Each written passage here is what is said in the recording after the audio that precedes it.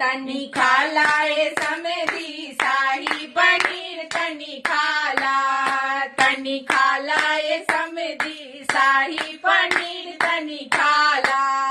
बड़े buffet system नहीं कारा शरम, मिली पूरी गरम तनी खाला।